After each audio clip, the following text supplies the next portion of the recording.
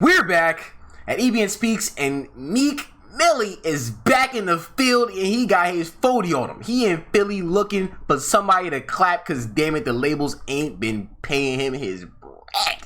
Now we have Meek Mill talking about his record label status, and where the record labels ain't giving him a dime. They ain't giving him 3 pennies. They ain't giving him 2 pennies, a half a penny, a nickel, a McDonald's big breakfast, a Burger King meal, a Wendy's 5 for 5, 4 for 4. He ain't getting none for none. He getting 0 for 0. You know what I'm saying? He may be living his dream, but damn it, his pockets is in a nightmare because the record labels ain't giving him a cent. You know what I'm saying? Meek Mill is complaining about the fact that record labels are not paying him a single dollar. And Keisha Cole has also said the same sentiments and saying, hey, make sure you go get you a damn audit lawyer to make sure these people are paying you what you need to be paid, because the record label ain't giving you all the dime. Now, record labels, and where I actually want to make this not even specifically about Meek Mill, but I kind of want to give like a overall review about what's going on with record labels and why people get so damn excited about signing record labels. Now, when you sign a record label, you're essentially are going to be losing all your leverage and rights. People sign record labels way too damn early, so they sign record deals way too damn early. They're usually signing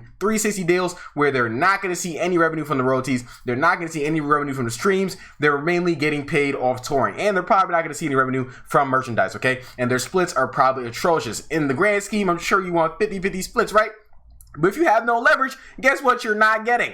50-50 splits. And most times people sign record label deals, they have no damn leverage. They go into a situation with no leverage, thinking that the record labels give a damn about them. Record labels do not care about you. Now, Academics told a story on his stream where he said that he was talking to the record label, and they were saying that he needed to go sign some artists because he signed a distribution deal with them, and Academics has his own leverage. He don't need record label. You know what I'm saying? He has his own fan base. He can get millions of views by himself, right? So record label said, yo, you have this money to be able to sign an artist. You need to go sign some artists, bro. Like go sign some artists, my G. You're excelling in the media game. You should go ahead and sign some damn artists. It'd be advantageous for you, right? So Academics like, yo, I want the one. You know what I'm saying? I don't want to just sign any old guy. I want to sign somebody that's actually going to be that guy. You know what I'm saying? And then they were like, yo, bro, who cares? Just sign them all. You know what I'm saying? Because at the end of the day, if 30 of them fail, as long as we got one, it's going to pay for all the failures. You know what I'm saying? Honestly, I kind of read that concept. But, you know, when you hear things come out of a person about that you know is in the game and you know is in the field, then it's obviously, it attests to the things that I already knew and thought of prior, right? So, you know how many artists are on the damn shelf?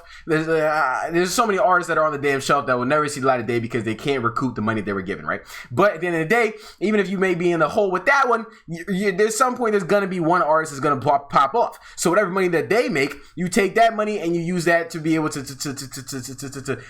make use of all the money that you spent on all the other artists that flopped, because every artist is not gonna be successful. You know what I'm saying? But all these record labels, they're a bank. They have tons of damn money, okay? Because every record label, they're gonna at least have one big artist that is gonna make sure they can keep their label afloat and keep them in power, even if they sign a bunch of trash artists. Because most times, all these artists want to do is get signed to a label. I do not know why. But I do, because a lot of them broke, a lot of them in the hood, because it's a whole systematic thing where record labels, they sign hood artists, and I've talked about this before, they sign a bunch of hood artists, and they literally are taking them out the hood, and they're saying, yo, bro, here's $1 million. Go buy guns. Go buy guns, go buy drugs, and go continue to deteriorate your life. Because at the end of the day, a lot of these artists don't have the smarts. They didn't go to school for music business. They don't understand a lot of the verbiage that's in these contracts, and they just are given a team that they may not even know like that. They're giving managers, whatever, or maybe not even given that. But they're definitely given advance money that they may not even realize is a loan. You know what I'm saying? They might be going on PJs. They might be buying all types of crazy stuff, buying all types of designers, all types of renting cars, renting houses, blah, blah, blah. And this is loans. If you don't got the fan base, you are not going to be able to pay back them damn loans, my G. You know what I'm saying? At the end of the day, the label is trying to keep you in debt and make sure that you are always going to be paying them back money, right? So the independent wave is the way to go. You know what I'm saying? At the end of the day, it's harder to do. And then, you know, but once you get to it, then you can do something like a joint venture deal. Then the label will always make more money than you. But it's better to have leverage so that they can't essentially eat off your whole existence. Like 360 deals. There's a lot of artists sign 360 deals where, like I was explaining earlier, they basically own you. You know what I'm saying? They own you. You're only making money off touring and any other maybe small bags you get here or there, bookings, show ups, you feel what I'm saying, little club appearances, stuff like that. You feel what I'm saying? But at the end of the day, the label's eating out of your ass. You know what I'm saying? 24/7, 369.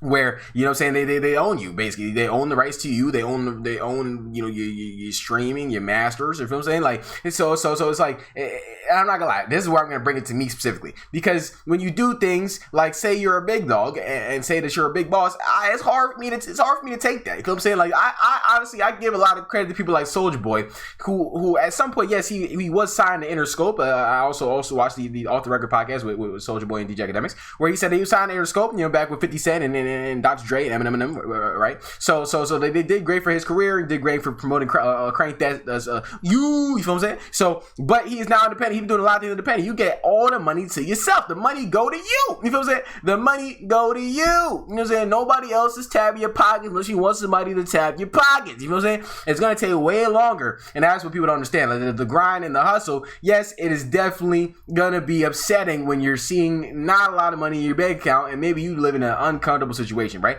But when you do get it out the mud, you know what I'm saying? It's gonna work out in your favor, because then when you do say you want to go to the label, like people like G Herbo, Young M.A., I believe Young M.A. is all the way independent, right? And things are harder for her, right? But say she sells 20,000 on an album, right? That's over $200,000. You know what I'm saying? That's going to her pockets. You know what I'm saying? Like it's not like a label got to touch her pockets first. Yes, at the end of the day, the money's coming out of your pocket when it comes to shooting music videos or studio sessions, blah, blah, blah.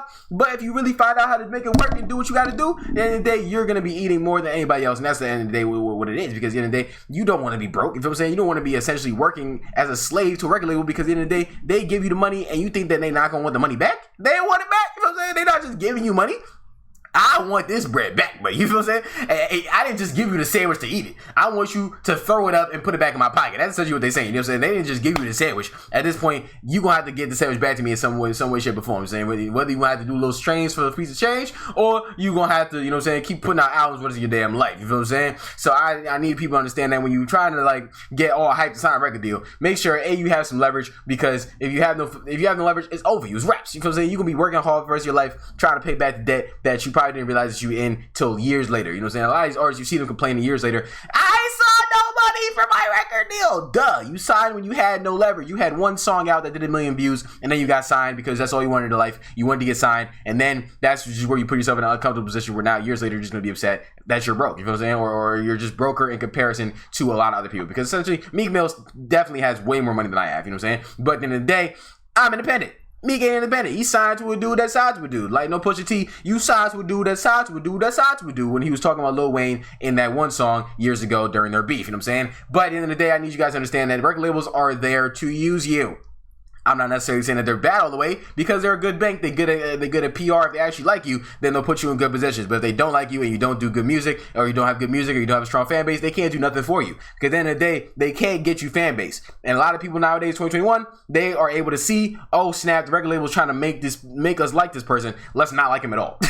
Like that's what happens. 24/7, 369. They say, yo, they can tell. Music fans are a little bit smarter now. They can tell a record label is trying to push an artist down their throat. So they say, yo, I don't want this person in my damn playlist. Get him out of my damn eyes. You know what I'm saying? We'll see if Meek Mill is on the news for being back in the field, having that 40 on him. Ladies and gentlemen, my name is Taylor Elajas. Make sure you go ahead and go to the Instagram, Taylor Elajas on the screen. Follow for more entertaining satirical content where there are short versions of the full-length episodes that are available on my EBNTV Roku channel. EBNTV on Roku. If you have a Roku device or a smart TV, go ahead to Roku TV and type in EBNTV, and we will pop up over 8+ hours of all original content. Make sure you also go to the vlog channel, Taylor Elajas Blogs. You can check out more about me and my personal life. You know what I'm saying? Learn about Taylor behind the camera, behind me talking fast for 8 to damn 9 minutes. You know what I'm saying? Check out my travel vlogs, hotel reviews, so on and so forth. Make sure you also check out the reaction channel,